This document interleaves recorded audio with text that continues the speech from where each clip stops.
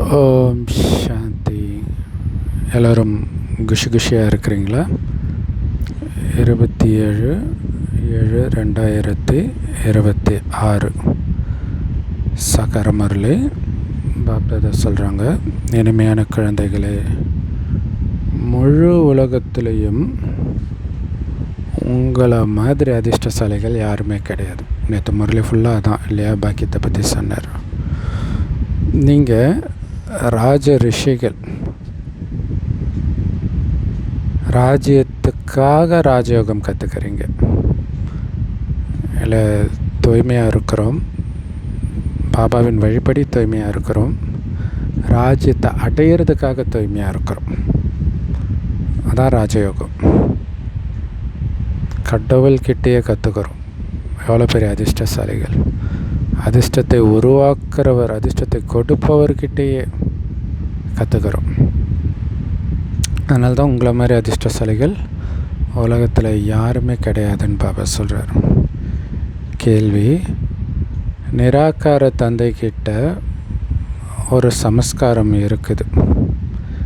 அதே சமஸ்காரத்தை குழந்தைகளாகிய நீங்கள் கூட இந்த சங்கமிகத்தில் தாரணை பண்ணுறீங்க. அது என்ன சமஸ்காரம்? ஞானத்தின் சமஸ்காரம் நிராகார தந்தைக்கிட்ட இருக்குது. அதனால தான் அவர் நமக்கு ஞானத்தை சொல்லி தூய்மையற்ற நிலையிலிருந்து தூய்மையானவராக நம்மளை மாற்றுறார். அதனால தான் அவர் ஞானக்கடல், பதித்த பாவனன் அப்படிலாம் சொல்கிறோம். ஸோ குழந்தைங்க, நீங்களும் இப்போ அந்த சமஸ்காரத்தை தாரணை பண்ணுறீங்க. இல்லை, ஞான ஸ்வரூபமாகிறோம். அதன் மூலமாக தான் நம்ம தூய்மையமாகிறோம். ஸோ பகவானே நமக்கு சொல்லி கொடுக்குறார். அவர்கிட்ட நேரடியாக நாங்கள் கேட்குறோம், அதை மற்றவங்கக்கிட்ட சொல்கிறோம் அப்படின்னு போதையோடு சொல்கிறீங்க. இல்லை, கிறிஸ்தவர்கள் ரொம்ப பெருமையாக மோசஸ் முகமுகமாக கடவுளை சந்தித்தார். மோசஸ் சந்தித்தா உங்களுக்கு என்ன போதை? நாங்கள் சந்திக்கிறோம் நேரடியாக. இது எவ்வளோ பெரிய போதைக்குரிய விஷயம் இல்லையா? அப்போ அவரே ஞானத்தை கொடுக்குறார் அப்படின்னா அந்த ஞானத்தை எவ்வளோ நல்ல தாரணை பண்ணணும், எவ்வளோ போதையோடு மற்றவங்களுக்கும் சொல்லணும். பாடல் கடைசியில் அந்த நாளும் வந்துடுச்சு. ஓம் சாந்தி, ஓம் சாந்தி. இனிமையிலும் இனிமையான ஆன்மீக குழந்தைங்க, இந்த பாட்டு கேட்டீங்க. இது யாரோட மகிமை? ஒரு தந்தையோட மகிமை. சிவாய நமக அப்படின்னு அவரை மகிமை பாடுறோம். ஏன்னா உயர்ந்ததிலும் உயர்ந்தவர் பகவான். அப்போ உயர்ந்தவருக்குத்தான மகிமை இருக்கும். அவர் நம்முடைய அப்பான்னு நமக்கு இப்போ தெரியும். நாம் எல்லோரும் அப்பா கிடையாது, அவர் மட்டும்தான் அப்பா.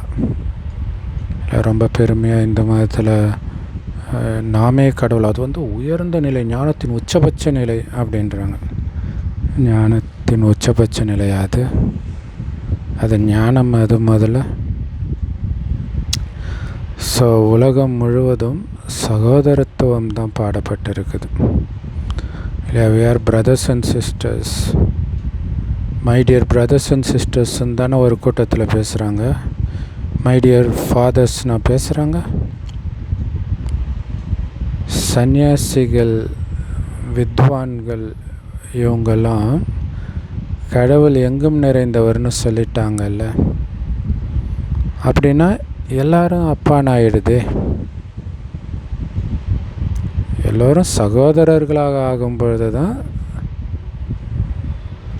தந்தை ஒருத்தர்னு நிரூபணமாகுது. அந்த ஒரு தந்தைக்கிட்ட இருந்து தான் அனைத்து சகோதரர்களுக்கும் ஆஸ்தி கிடைக்குது. எல்லோரும் தந்தைனா ஆஸ்திக்கான விஷயமே கிடையாது. அப்புறம் யாரும் யாரையும் வணங்க தேவையில்லை. அப்புறம் ஸோ அனைத்து ஆத்மாக்களுக்கும் தந்தை ஒருவர் தான் அப்படின்னு நம்ம சொல்கிறோம். அவரை தான் உலகத்தின் பிதா, பரமபிதா அப்படின்னு சொல்கிறோம். ஸோ உலகத்தில் யார் இருக்கிறாங்க? எல்லோரும் சகோதரர்கள், ஆத்மாக்கள் இருக்கிறோம். அனைவருக்கும் இறை தந்தை ஒரே ஒருத்தர் தான். அல்லாஹ் ஒருவரேன்றதுக்கு அர்த்தம் அதுதான். ஸோ அந்த ஒரே ஒருத்தருக்குத்தான் வழிபாடோ அல்லது பூஜையோ நடக்கணும். அது சதோபிரதான பூஜை. ஸோ அப்படி ஒருத்தருக்கு மட்டும் பூஜை நடந்தால் அதுக்கு பேர் தான் சதோபிரதான பூஜை அல்லது சதோபிரதான பக்தி. நிறைய பேருக்கு நடந்தால் அது எப்படி சதோபிரதானமாக இருக்க முடியும்? எல்லோரும் கடவுள்னால் அது எப்படி சதோபிரதானமாக இருக்க முடியும்? ஞானம், பக்தி, வைராக்கியம் இதையும் பாபா புரிய வைக்கிறார். சத்கதிக்காக தந்தை இந்த ஞானத்தை கொடுக்கிறார். இல்லை, இந்த ஞானம் எதுக்காக? சத்கதி, சொர்க்கத்துக்கு போகிறதுக்காக. ஸோ அதை தான் ஜீவன் முக்தி நம்ம சொல்கிறோம், சத்கதியை.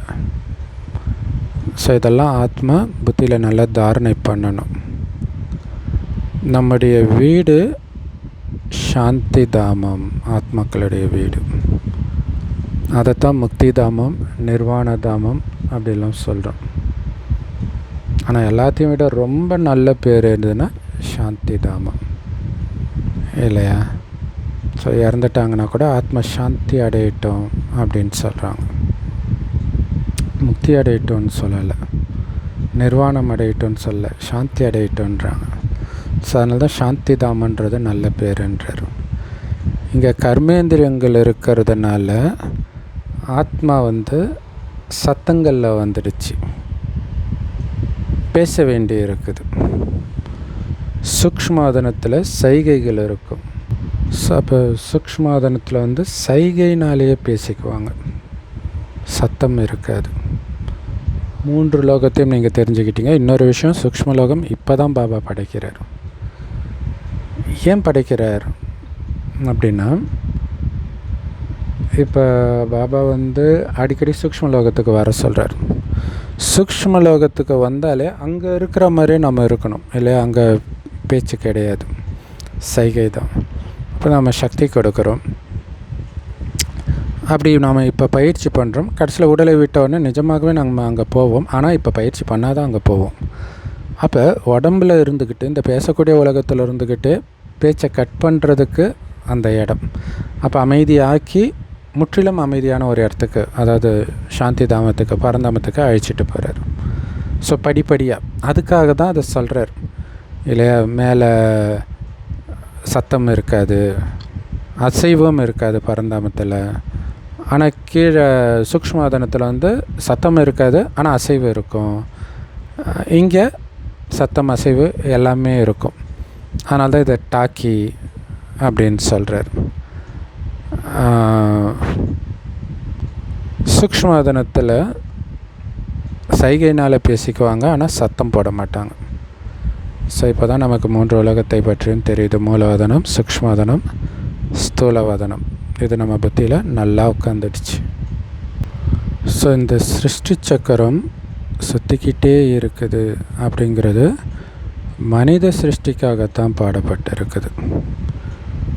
இதை தான் உலகத்துடைய சரித்திர பூகோளம்னு சொல்லப்படுது. இதை மனிதர்கள் தான் தெரிஞ்சுக்கணும், இல்லையா? உலக சரித்திர பூகோளத்தை சொல்கிறாங்க. உயர்ந்ததிலும் உயர்ந்தவரோ தந்தை.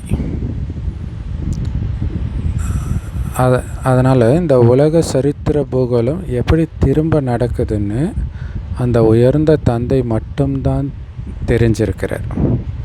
அப்போ அவர் சொன்னால் மட்டும்தான் அது கரெக்டாக இருக்கும், இல்லை? மனிதர்கள் உட்காந்துட்டு இப்போ தமிழ் கடவுள் முருகன் அதை நாங்கள் நிரூபிக்கிறோன்னா மனிதர்கள் எழுதிய புஸ்தகத்தை எடுத்துகிட்டு வராங்க. மனிதர்களுக்கு என்ன தெரியும்? ஸோ கடவுள் கொடுக்குற இந்த சிருஷ்டி சக்கர ஞானத்தை தெரிஞ்சுக்கிறதன் மூலமாகத்தான் நீங்கள் சக்கரவர்த்தி ராஜாவாக ஆகிறீங்க. தேவதைகளைத்தான் சம்பூர்ண நிர்விகாரிகள் அப்படின்னு மகிமை பாடுறாங்க. லக்ஷ்மி நாராயணனுடைய சிலை இருக்குது இல்லையா, அது முன்னாடி போய் நீங்கள் சம்பூர்ண நிர்விகாரி, நாங்கள் சம்பூர்ண விகாரி அப்படின்னு சொல்கிறாங்க. சத்தியுகத்தில் சம்பூர்ண நிர்விகாரிகள் இருப்பாங்க, அதாவது சம்பூர்ண தூய்மையானவர்கள், முழுமையான தூய்மையானவர்கள் இருப்பாங்க. கலியுகத்திலேயோ சம்பூர்ண விகாரிகள் தான் இருப்பாங்க. அப்படின்னு அர்த்தம், முற்றிலும் தூய்மை இழந்தவர்கள் தான் இருப்பாங்க. ஸோ இது எல்லாமே பாரதத்தின் விஷயம்தான். இதை தந்தை தான் நம்ம புத்தியில் உட்கார வைக்கிறார் ஒரு விஷயமா. ஏன்னா அவரை தவிர யாருக்குமே இந்த விஷயம் தெரியாது. அவங்க சத்தியுகத்துக்கே நீண்ட காலத்தை கொடுத்துட்டாங்க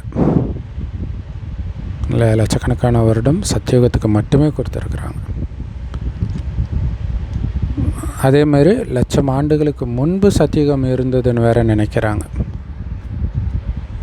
ஸோ அப்போ யாருடைய புத்தியிலும் சத்தியுகத்தில் என்ன இருந்துச்சு அதை பற்றி சிந்தனை கூட வராது. லட்சம் வருஷம் முன்னாடி இருந்தது நமக்கு என்ன தெரியும் அப்படின்னு விட்டுருவாங்க. ஆனால் பாபா சொல்லி தான் நமக்கு தெரியும், வெறும் 5000 வருடம் தான் இந்த சிருஷ்டி சக்கரம், அதாவது ஒரு கல்பமே அப்படின்ட்டு. இப்போ நாம் சம்பூர்ண விகாரியிலிருந்து சம்பூர்ண நிர்விகாரிகளாக ஆகிட்டு இருக்கிறோம் இல்லையா. குப்பையிலிருந்து வைரமாக மாறிட்டு இருக்கிறோம். அதுக்கு என்ன பண்ணணும்? சம்பூர்ண அழுக்கிலிருந்து சம்பூர்ண தூய்மையாகணும். எது ஆகணும்? ஆத்மா ஆகணும். ஏன்னா ஆத்மாவில் தானே கரை படிஞ்சு இருக்குது. தங்க யுகத்தில் தங்கமாக இருந்த ஆத்மா இப்போ இரும்பு யுகத்தில் இரும்பாக மாறிடுச்சு. ஸோ இப்படி ஆத்மாவை பாபா ஒப்பிடுறார் தங்கம் இரும்போட. ஸோ இதை நல்லா புரிஞ்சுக்கணும். கோல்டன் ஏஜுன்னும் போது அங்கே ஆத்மா தங்கம் மாதிரி இருக்கும். அயன் ஏஜுன் போது ஆத்மா இரும்பு மாதிரி ஆயிடுச்சு. பாபா சொல்கிறாரு, நீங்கள் ரொம்ப ரொம்ப அதிர்ஷ்டசாலிகள். கரெக்டாக சொல்லணும்னா உங்களை மாதிரி அதிர்ஷ்டசாலிகள் வேறு யாருமே கிடையாதுன்றார்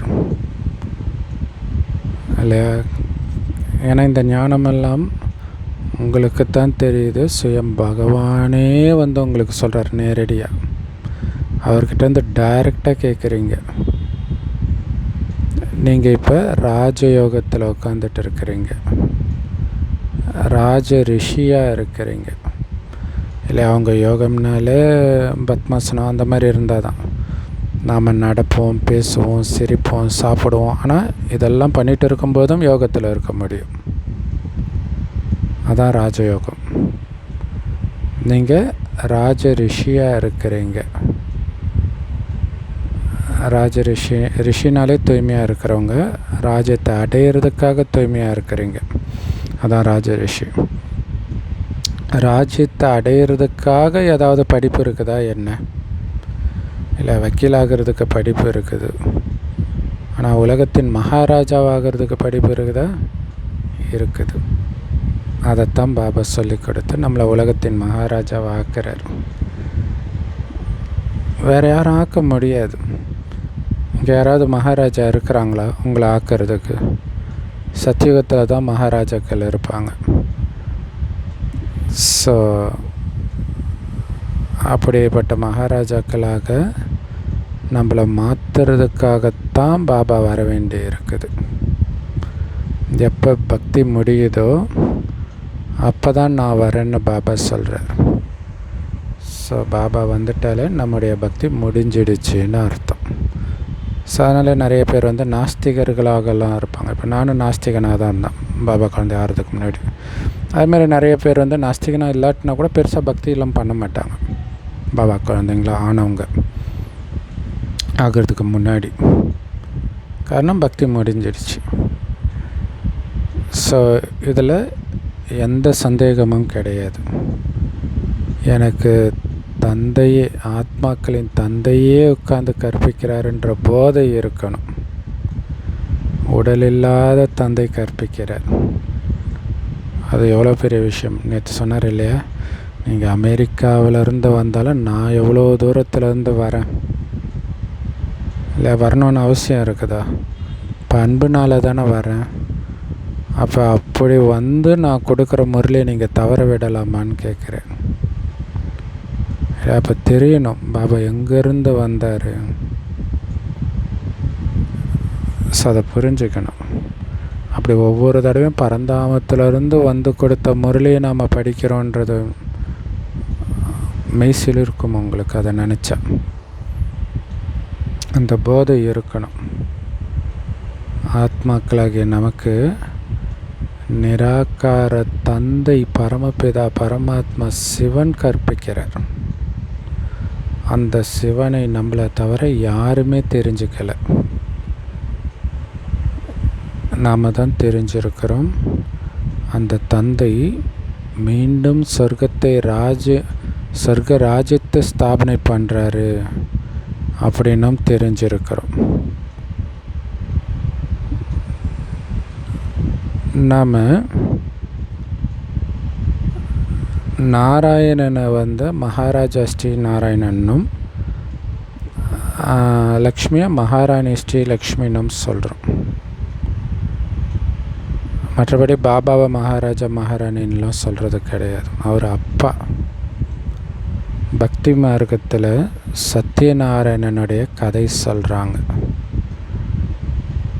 ஸோ அதுதான் உண்மையிலே அமரக்கதை அல்லது மூன்றாவது கண் உருவாக்கும் கதைன்னு சொல்லலாம். ஏன்னா பாபா நமக்கு ஞானங்கிற மூணாவது கண் கொடுக்கிறார். இதன் மூலமாக தான் நம்ம நரன்லேருந்து நாராயணன் ஆகிறோம். அதனால தான் இந்த ஞானத்தை நரன்லேருந்து நாராயணன் ஆக்கக்கூடிய கதைன்னு சொல்லப்படுது. எந்த விஷயம் நடந்து முடிஞ்சிடுச்சோ அது பிறகு பக்தி மார்க்கத்தில் அதோடைய நினைவார்த்தம் உருவாகுது. இல்லை, முந்தைய சங்கம யுகத்தில் நடந்ததுடைய நினைவார்த்தம் அடுத்தது பக்தியில் நடந்தது. இப்போ சங்கம யுகத்தில் நடக்கிறது அடுத்த கல்பத்தின் பக்தி மார்க்கத்தில் நினைவார்த்தம் உருவாகும். வேதங்களாக, கோயில்களாக. பாபா நம்மளை சொர்க்கத்துக்கே எஜமானராக்கிறார். நாம் தான் அந்த சொர்க்கத்துக்கு உரிமையாளர்கள். பகவான் சொர்க்கத்தை படைப்பவர். அப்போ பாருங்களாம், சொர்க்கத்தின் எஜமானராக்கிறார். ஏன்னா பகவானுடைய குழந்தை நாமன்னா அந்த பகவான் உருவாக்கக்கூடிய சொர்க்கத்துக்கு நாம் தானே எஜமானராக இருக்க முடியும். அப்படி இருக்கும்போது ஏன் இந்த கலியுகத்தில் இருக்கிறீங்கன்னு கேட்குறார். இல்லை, உங்களுக்காக நான் புது வீடு கட்டுறேன், ஏன் இங்கேயே உங்கள் புத்தி இருக்குது? இப்போ சொர்க்கத்திலேயே உங்கள் புத்தி இருக்கணும். ஏன்னா அந்த சொர்க்கத்திலே யாருடைய புத்தி இருக்குதோ அவங்க தான் சொர்க்கத்துக்கு வர முடியும். அதான் நினைவு யாத்திரை. நினைவின் மூலமாகவே அங்கே போகிறோம். அந்த நினைவு புத்தியினால் பண்ணுறோம். அந்த புத்தி ஆத்மாவில் தான் இருக்குது. அப்போ நினைவு எங்கே இருக்குதோ ஆத்மா அங்கே ஓடி போயிடும், உடம்பை விட்ட உடனே. ஸோ அதனால தான் கலியுகத்தை நினைக்காதீங்க, சொர்க்கத்தையே நினைங்கன்னு சொல்கிறார். ஸோ இதை முரளி கேட்கும்போது போதை இருக்கும். பட் இந்த பாயிண்ட்டை எழுதிட்டோ அல்லது ஒரு 5 நிமிஷம் இதை ப்ளே பண்ணிவிட்டு அதையே சிந்தனையிலே 1 மணி நேரம் இருக்கணும். அப்போ தான் அது தாரணையாகும், குணமாகும். இதை தான் நேற்று முரளியிலே பாபா அபிக்து முரளியில் சொல்லியிருப்பார். ஸோ அந்த மாதிரி நான் கலியுகத்தில் இல்லை, கலியுகத்தில் நான் செத்துட்டேன். அதனால தான் விஷ்ணு படுத்துட்டு இருக்கிற மாதிரி, அங்காள பரமேஸ்வரி படுத்துட்டு இருக்கிற மாதிரிலாம் காட்டுறாங்க. அப்படின்னு அர்த்தம், இங்கே கலியுகத்தில் நான் செத்துட்டேன்னு அர்த்தம். பரமபிதா பரமாத்மா புது உலகத்தை படைக்கிறார்.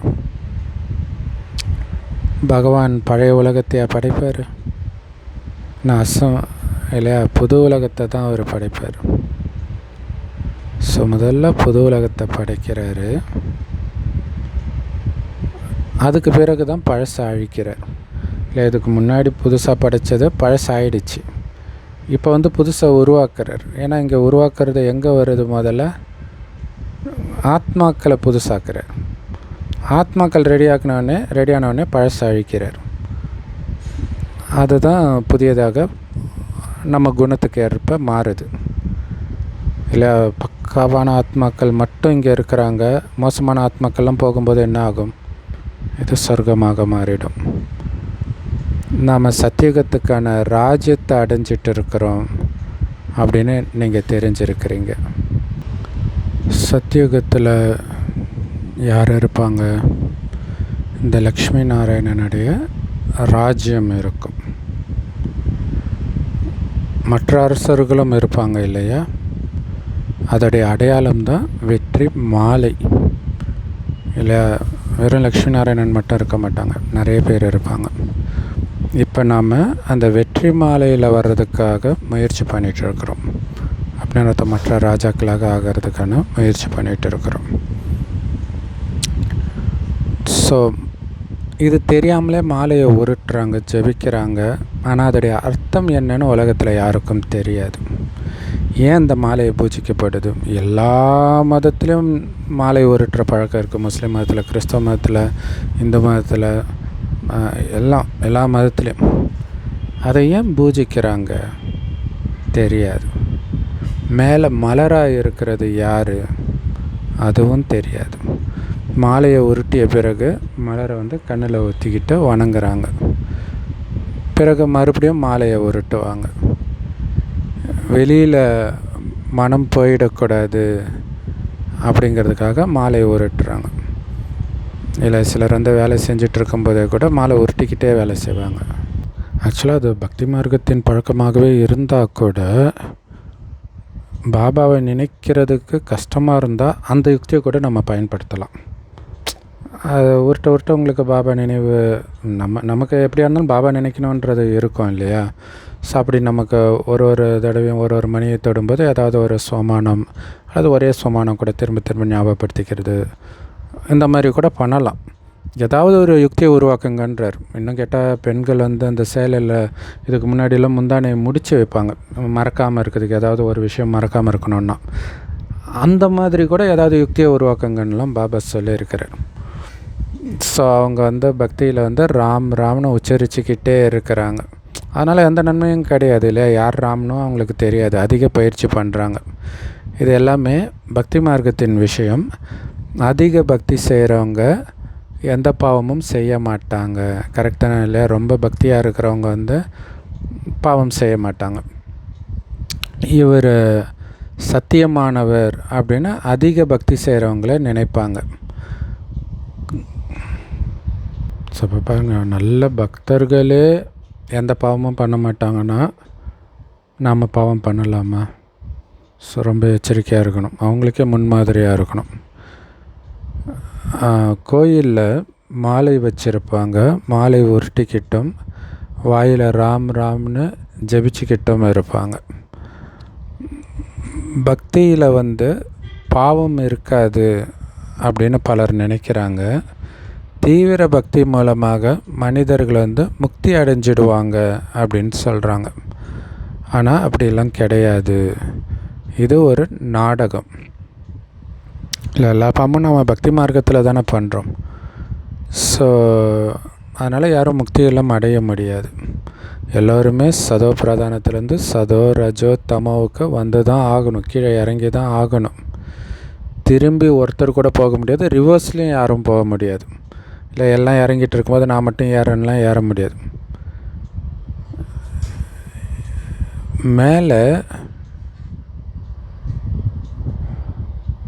அதாவது பரந்தாமத்தில் இடம் காலி ஆகிடும் இல்லையா? மேலேருந்து எல்லா ஆத்மாவும் இங்கே வந்த உடனே இங்கேயும் அதிக இடம் காலி ஆகிடும் இல்லை? பெரும்பான்மையான ஆத்மாக்கள் மேலே போயிடுவாங்க.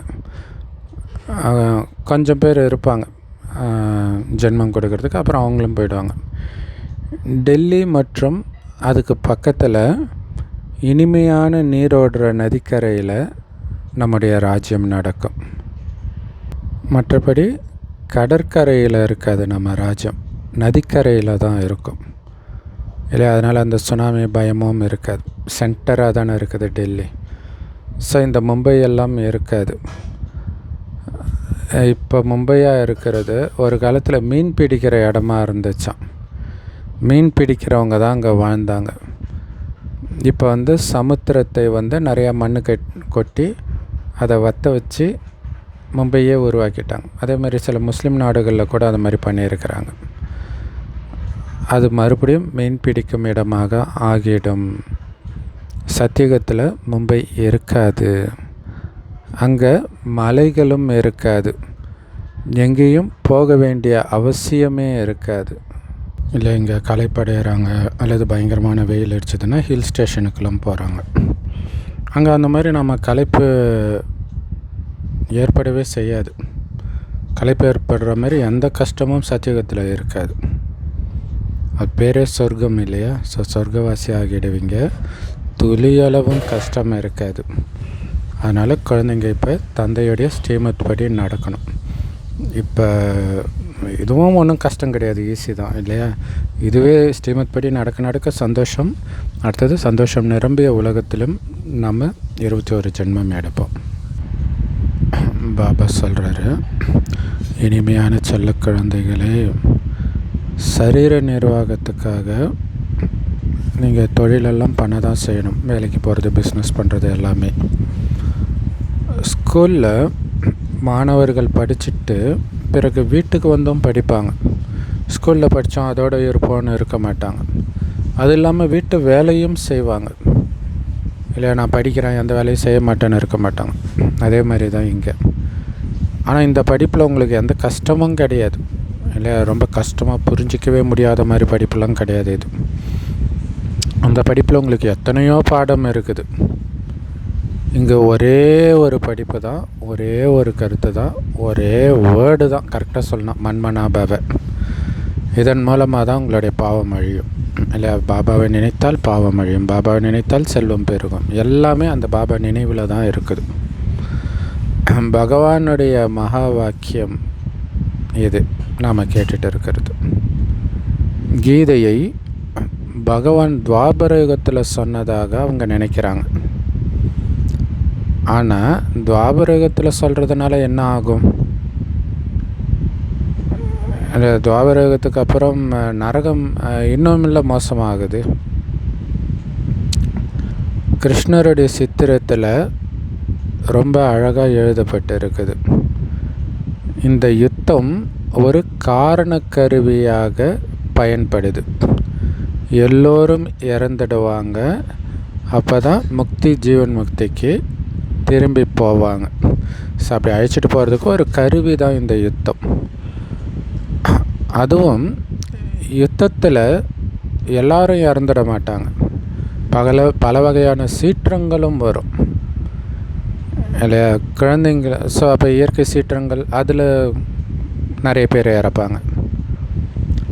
குழந்தைங்களுக்கு எந்த வகையான துக்கமும் ஏற்படக்கூடாது. அதுக்காக தான் இந்த இயற்கை சீற்றம். ஒரு அணுகுண்டு போட்டாலே எல்லாம் இறக்கிறது இல்லை, துக்கம் இல்லாமல் ஆத்மா உடலை விட்டு பிரிகிற மாதிரி. மனிதர்களுக்கு நம்ம சொர்க்கத்துக்கு போகிறோம் அந்த ஒரு போதையிலே இருக்கும் பொழுது உடலை விட்டு வெளில வர்றதும் உங்களுக்கு ஒரு அதிர்ச்சியாக இருக்காது. ஏன்னா அது தெரிஞ்சே தானே, அதுக்காக தானே பாப்பா நமக்கு பயிற்சியை கொடுக்குறார். மனிதர்களுக்கு ஹார்ட் அட்டாக் வருது இல்லையா? ஹார்ட் அட்டாக் டக்குன்னு இறக்குறாங்கல்ல, அதில் எந்த துக்கமும் ஏற்படாது இல்லை, கஷ்டப்பட்டு இழுத்துட்டு போகிறதில்ல. ஒரு செகண்ட் அப்படி படுத்தாங்க, டக்குன்னு இறந்துட்டாங்கன்னு சொல்லுவாங்க இல்லையா? ஸோ மரணம்னா இப்படி இருக்கணும்பா அப்படின்னு சொல்லுவாங்க. ஸோ அதேமாதிரி உட்காந்துட்டு இருக்கும்போதே இதயம் நின்றுடுது, இறந்துடுறாங்க. மருத்துவர் வர்றதுக்குள்ளே ஆத்மா வெளியேறிடுது. ஹாஸ்பிட்டலுக்கு அழைச்சிட்டு போகிறதுக்குள்ளே ஆத்மா எஸ்கேப் ஆகிடுது. இப்போ எல்லோருக்கும் மரணம் ஏற்படணும். கடைசியில் இதய கோளாறும் இருக்காது, மருத்துவர்களும் இருக்க மாட்டாங்க. அதேமாரி இறுதிச் சடங்கு செய்கிறவங்களும் இருக்க மாட்டாங்க. ஏன்னா எல்லோரும் மொத்தமாக கொசு கொட்ட மாதிரி போயிடுவாங்க. எதுவுமே இருக்காது. எல்லாருடைய உயிரும் உடம்புலேருந்து போயிடும். அடைமழை பெய்யும். மரணம் நிகழ்வதற்கு தாமதம் ஏற்படாது. மனிதர்கள் உடனே இறக்குற மாதிரி அணுகுண்டுகளை தயாரிக்கிறதுக்கான முயற்சி செஞ்சிட்டு இருக்கிறாங்க.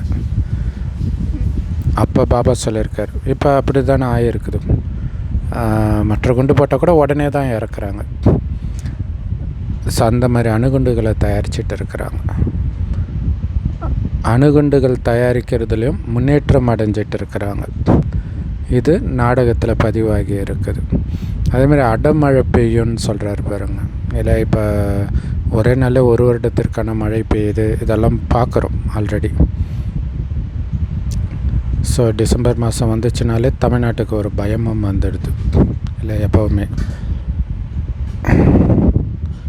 நாடகம் ஏற்கனவே உருவாக்கப்பட்ட விளையாட்டு. கல்பமாக விநாசம் நடக்குது, புதுசு கிடையாது. சத்தியுகத்தில் இந்த ஞானம் உங்ககிட்ட இருக்காது. உலக அழிவை பற்றியோ, அதுக்கப்புறம் சொர்க்கம் வருன்றதை பற்றியோ, சொர்க்கத்துலேருந்து நீங்கள் இறங்குவீங்கன்றதை பற்றியோ எந்த ஞானமும் அங்கே இருக்காது. மறுபடியும் பாபா எப்போ வராரோ அப்போ தான் இந்த ஞானத்தை கொடுப்பார் இல்லை. மறுபடியும் அந்த கல்பம் முடியும் பொழுது தான் பாபா வருவார். ஏன்னா பாபா இந்த ஞானத்தை கொடுக்கறது சொர்க்கத்தை ஸ்தாபனை பண்ணுறதுக்காக. ஸ்தாபனை ஆன பிறகு இந்த ஞானத்துடைய அவசியம் கிடையாது இல்லையா. பிறகு எப்போ ராவண ராஜ்யம் ஆரம்பமாகுதோ அப்போ பக்தி ஸ்டார்ட் ஆகிடுது. அங்கே கிடைக்கிறதுலாம் ஞானம் கிடையாது, பக்தி மார்க்கத்தின் சாஸ்திரங்கள் அவ்வளோதான். இப்போ பக்தி முடியுது. இப்போ நீங்கள் யோக பலத்தின் மூலமாக தூய்மையானவர்களாக ஆகணும். ஸோ பக்தி மார்க்கத்திலலாம் நம்ம இறங்கிட்டே வந்தோம், தூய்மை இழந்துகிட்டே வந்தோம். இப்போ பக்தி முடிஞ்ச உடனே பாபா கொடுக்குற ஞானத்தின் மூலமாக தூய்மை ஆகிறோம். யோக பலத்தின் மூலமாக தூய்மை ஆகிறதன் மூலமாக தான் நாம் சுகதாமத்துக்கும் சாந்தி தாமத்துக்கும் போக முடியும்.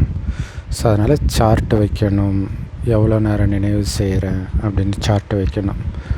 இது இல்லாமல் நிறைய விஷயத்துக்கு பாபா சார்ட் வைக்க சொல்லியிருக்கிறார். குணங்களுக்கும், குணத்தின் தாரணைக்கும், சமஸ்கார மாற்றத்துக்கு, எல்லாத்துக்குமே பாபா சார்ட் வைக்க சொல்லியிருக்கிறார். நாம் தந்தையை நினைவு செஞ்சு தமோ பிரதானத்திலேருந்து சதோ பிரதானமாக இங்கேயே ஆகணும் அப்படின்னு புரிஞ்சுக்கிட்டீங்க. ஆனால் இப்படியெல்லாம் எந்த சாஸ்திரத்திலையும் எழுதப்படலை. கடைசியில் அந்த நாளும் வந்துவிட்டது அப்படிங்கிற பாட்டு கேட்டிங்க. பாரதவாசிகள் ராஜாவுக்கெல்லாம் ராஜாவாக ஆகிறாங்க இல்லை, ராஜாவுக்கெல்லாம் ராஜாவாக ஆகிற அந்த நாள் வந்துடுச்சு. இழந்த ராஜ்யத்தை மீண்டும் அடையிற நாள் வந்துடுச்சு. அதை பெற்றுத்தருவதற்காக பாபா வந்திருக்கிறார். ராஜாவுக்கெல்லாம் ராஜானா மகாராஜா ஆகிறது. ஸோ சத்தியுகத்தில் இருக்கிறவங்கள தான் மகாராஜான்னு சொல்லுவோம். பிறகு திரேதாயுகத்தில் ராஜா ராணின்னு சொல்லுவோம். பிறகு பூஜ நிலையில் இருந்த மகாராஜா மகாராணி துவாபர யுகத்தில் விகார மார்க்கத்தில் வந்து பூஜாரிகளாக ஆகிடுறாங்க இல்லை. பூஜைக்குரிய மகாராஜா மகாராணிகளே பூஜாரி ஆகிடுறாங்க விகாரத்தில் விழுந்ததுனால. பாருங்கள், விகாரம் எப்படி அப்படியே தலைவணங்க வச்சிடுது. நீங்கள் பூஜிக்க தகுந்த நிலையிலிருந்து பூஜாரிகளாக ஆகிடுறீங்க. ஸோ அப்படி பூஜிக்க தகுந்த நிலையிலேருந்து பூஜாரி ஆகிறது நீங்கள் தான், நான் கிடையாதுன்னு பாபா சொல்கிறார் இல்லையா. பாபா ஒருபோதும் பூஜாரி ஆகிறது கிடையாது. தேவதைகள் தான் பூஜைக்குரியவர்களாக இருப்பாங்க, நானும் ஆகிறது கிடையாது இல்லையா. ஸோ பூஜைக்குரியவராக இங்கே உயிரோட்டமாக பாபா வந்து மனித உடல் எடுத்து நடக்கிறது கிடையாது, வாழ்வது கிடையாது. அதே மாதிரி அவங்களுடைய சிலைக்கு பூஜாரியாக நான் ஆகிறதும் கிடையாது. பாரதவாசிகள் தேவி தேவதைகளுடைய கோயில் கட்டி அவங்கள பூஜிக்கிறாங்க. ஸோ லக்ஷ்மி நாராயணனுக்கு மற்ற தேவதைகளுக்கெல்லாம் பாரதவாசிகள் தான் கோயில் கட்டி பூஜை பண்ணுறாங்க.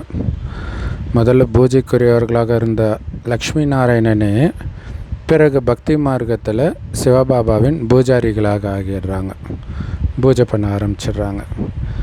எந்த சிவபாபா அவங்கள மகாராஜா மகாராணியாக ஆக்கினாரோ அவருக்கு கோயில் கட்டி பூஜை பண்ணுறாங்க. ஸோ யாருமே உடனே விகாரிகளாக ஆகிடுறது கிடையாது, கொஞ்சம் கொஞ்சமாக தான் ஆகுறாங்க இல்லையா. துவாபரகம் வந்த உடனே பொத்துன்னு விழலை, கொஞ்சம் கொஞ்சமாக தான் ஆகுறாங்க. இப்போ குழந்தைய பிறந்த உடனே விகாரி ஆகிடுறது கிடையாதுல்ல.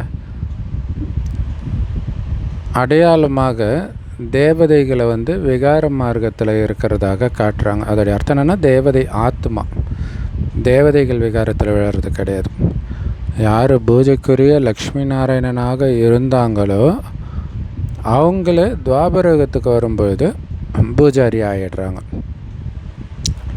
ஸோ முதல்ல சிவபாபாவுக்கு தான் கோயில் கட்டுறாங்க. அந்த நேரத்தில் பூஜைக்காக வைரத்தினால் ஆன லிங்கத்தை உருவாக்குனாங்க அப்படின்னு சொல்கிறார். ஸோ அந்த வைரலிங்கத்தோடைய ஒரு சின்ன பீஸ் இப்போ சமீபமாக இந்த வாழும் கலை ஸ்ரீ ரவிசங்கர் கிட்ட இருந்திருக்குது. அவர் அதை பற்றி பேசினார். அது ஒரு சின்ன பீஸாக இருக்குது. இப்போ ஒரு லிங்கத்தையே வைரத்தினால் உருவாக்கியிருக்கிறாங்க. பரமாத்மா சின்ன புள்ளியாக இருக்கிறாரு, பிந்துவாக இருக்கிறாருன்னு யாருக்குமே தெரியாது. மற்றபடி அவர் ஒன்றும் பெரிய லிங்கம்லாம் கிடையாதுன்னு நாம் புரிஞ்சுக்கிறோம். நிறைய கோயில்கள் கட்டுவாங்க பக்தி மார்க்கத்தில். ஸோ முதல்ல பக்தி ஸ்டார்ட் ஆகும்போது ஸோ அப்போ ராஜாக்கள் கோயில் கட்டுறதை பார்த்து பிரஜைகளும் அதே மாதிரி கோயில் கட்ட ஆரம்பிப்பாங்க. முதல்ல சிவபாபாவுக்கு பூஜை நடக்குது.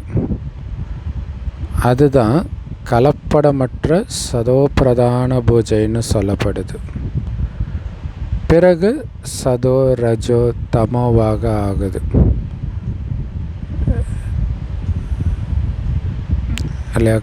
அதாவது சிவனை தவிர வேறு யாருக்கும் பக்தி நடக்கலைன்னும் பொழுது தான் அது சதோபிரதான பூஜை. பிறகு தேவதைகள் அப்படி கொஞ்சம் கொஞ்சமாக வரும்போது ரஜோத்தமாவாக ஆகுது.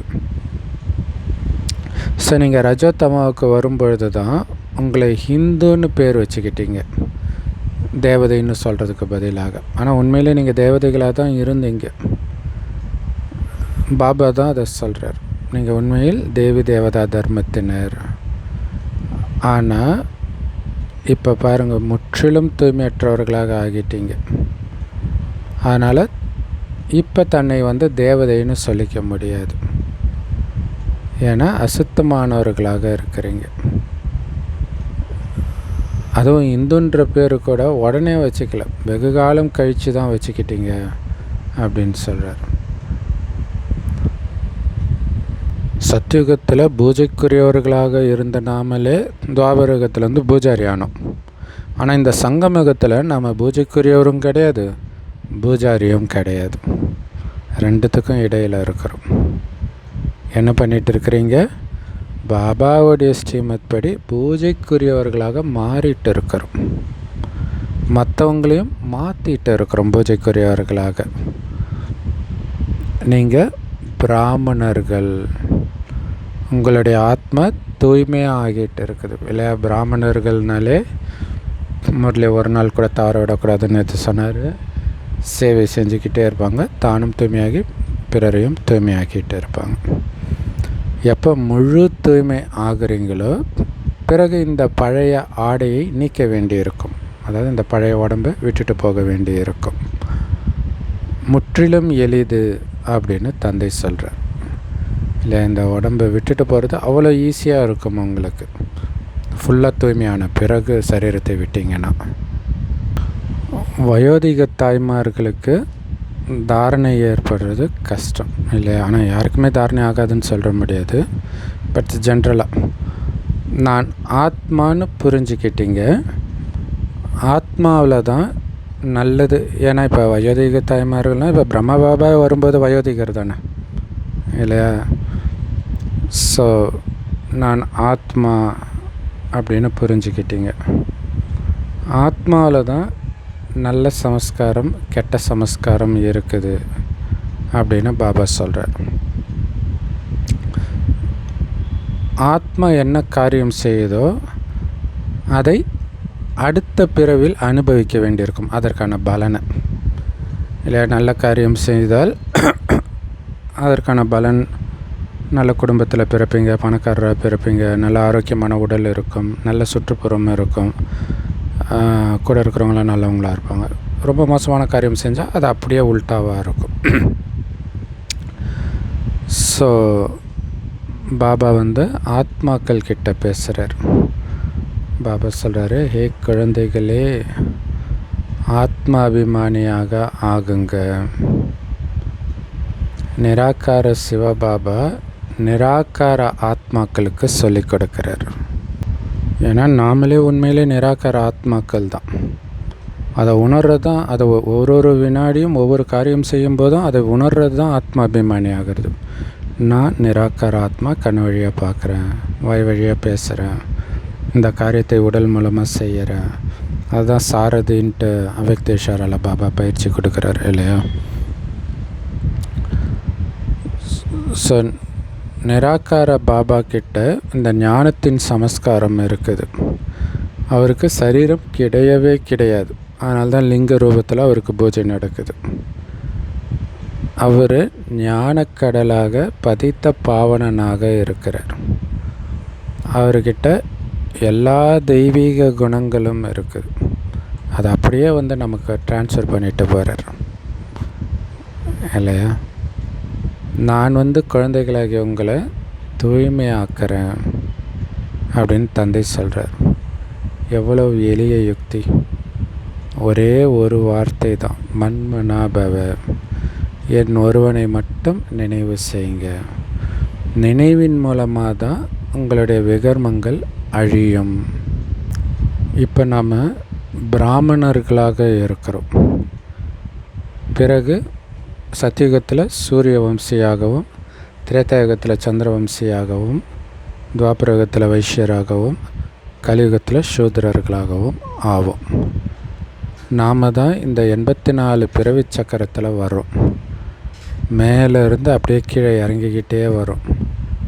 பிறகு பாபா வர்றார். ஃபுல்லாக இறங்கினோடனே பாபா மறுபடியும் நம்மளை சத்தியுகத்தில் ஏற்றி விடுவார்.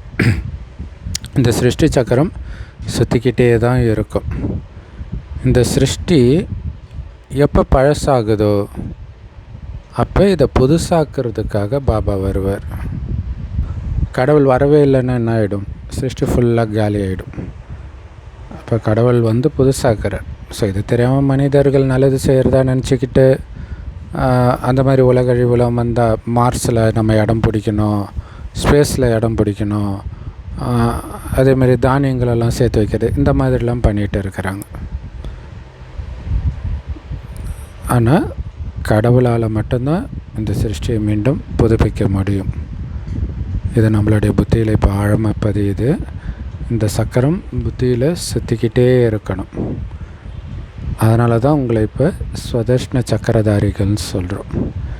இதன் மூலமாகத்தான் நீங்கள் சக்கரவர்த்தி மகாராஜா மகாராணியாக ஆகிறீங்க. சத்தியுகத்தில் நல்லது.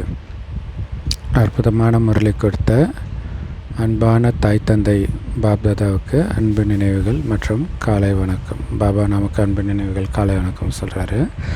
பாபா சொல்கிறாங்க, ஸ்ரீமத் படி நடந்து பூஜைக்குரியவர்களாக ஆகணும் இல்லையா? பூஜைக்குரியவராக ஆகிறதுக்கான ஸ்ரீமத்தை தான் பாபா கொடுக்குறார். ஆத்மாவில் பதிஞ்சிருக்கிற கெட்ட சமஸ்காரத்தை இந்த ஞானத்தின் மூலமாகவும் யோகத்தின் மூலமாகவும் அழிக்கணும். சம்பூர்ண நிர்விகாரி ஆகணும். அதுக்கு தான் இங்கே வந்திருக்கிறோம். எந்த கெட்ட எண்ணமும் வராத மாதிரி அழிச்சிடணும். பாபா நினைவிலே இருந்து நல்ல குணங்களை சதா மனதுக்குள்ளே அசைப்போட்டு கெட்ட குணங்களை அழிச்சிடணும் அல்லது மாற்றிடணும். நல்ல குணமாக சம்பூர்ண நிர்விகாரி ஆகிடணும். சரீர நிர்வாகத்துக்காக காரியம் பண்ணாலும் இந்த படிப்பை தவற விடாமல் படிக்கணும், மற்றவங்களுக்கும் சொல்லிக் கொடுக்கணும். யோக பலத்தின் மூலமாக தூய்மையானவராகி ராஜ பதவியை அடையணும். வரதானம், தன்னுடைய உயர்ந்த மனநிலை மூலமாக மாயாவை தனக்கு முன்னாடி தலைவணங்க வைக்கக்கூடிய மிக உயர்ந்த பதவிக்கு அதிகாரி ஆகுங்கள். அதுக்கு விளக்கம், மகான் ஆத்மாக்கள் ஒருபோதும் யார் முன்னாடியும் தலை குனிய மாட்டாங்க. அவங்க முன்னாடி தான் மற்றவங்க தலை வணங்குவாங்க, எல்லோரும் தலை வணங்குவாங்க. ஸோ தந்தையினால் கண்டெடுக்கப்பட்ட சர்வசிரேஷ்ட ஆத்மாக்கள் நீங்கள். ஸோ அதனால் நீங்கள் எங்கேயுமே மாயையுடைய எந்த கஷ்டத்திலையும் விதவிதமான கவர்ச்சியிலும் கவர்ச்சிக்கப்பட மாட்டீங்க. அப்போ தான் நீங்கள் பாபாவினால் கண்டெடுக்கப்பட்ட உயர்ந்ததிலும் உயர்ந்த ஆத்மாக்கள்னு சொல்ல முடியும். இல்லை, கஷ்டமும் உங்களை தலை வணங்க வைக்காது, கவர்ச்சியும் உங்களை தலை வணங்க வைக்காது.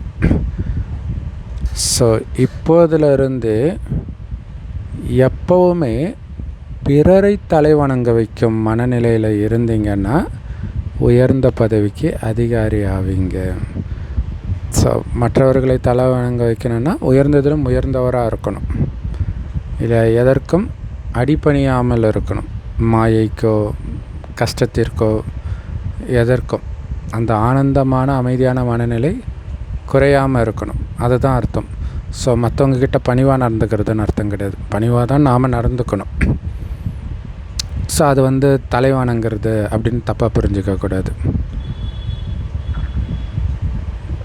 ஸோ அந்த மாதிரி, அதாவது எப்போவுமே பிறரை தலை வணங்க வைக்கக்கூடிய உயர்ந்த மனநிலையில் இருக்கக்கூடிய உயர் பதவிக்கு தகுதியான ஆத்மாக்கள் அவங்க முன்னாடி சத்தியுக பிரஜைகள் சுயமரியாதையோடு தலை வணங்குவாங்க. துவாபர யுகத்தில் உங்களுடைய நினைவு சின்னமான சிலைகளுக்கு முன்னாடி பக்தர்கள் தலை வணங்கிக்கிட்டே இருப்பாங்க. மொத்தத்தில் முழு கல்பமும் உங்கள் முன்னாடி தலை வணங்குறாங்க. இப்போ நீங்கள் விகாரத்துக்கு தலை வணங்காமல் இருக்கிற ஒரே காரணத்திற்காக இவ்வளோ பெரிய பொசிஷன் கிடைக்குதுன்னா, விகாரத்துக்கு அடிப்பணி இல்லாமல் கவர்ச்சியில் விழலாமல் சுற்றி என்ன நடந்தாலும் பாபா நினைவு கட்டாகாமல் இருக்கணும். அவ்வளோதான். இதன் மூலமாக தான் முழு கல்பமும் நம்ம முன்னாடி தலை வணங்குறாங்க. ஸ்லோகன்: கர்மம் செய்கிற நேரத்தில் கூட யோகம் சமநிலையில் இருக்கணும். கர்மத்துக்கு சமமாக யோகமும் இருக்கணும். அப்போ தான் உங்களை கர்மயோகின்னு சொல்ல முடியும். இல்லை, எனக்கு கர்மத்தில் கவனம் போயிடுச்சு, அதனால் பாபாவை நினைக்கலைன்னா யோகம் சமமாக இருக்குதுன்னு சொல்ல முடியாது. அப்போ உங்களை கர்மயோகின்னு சொல்ல முடியாது. அவ்யக்த இஷாரா: ஜுவாலா ஸ்வரூப நிலையிலிருந்து சக்தி வாய்ந்த நிலையை அனுபவம் செய்யுங்க. நிறைய குழந்தைங்க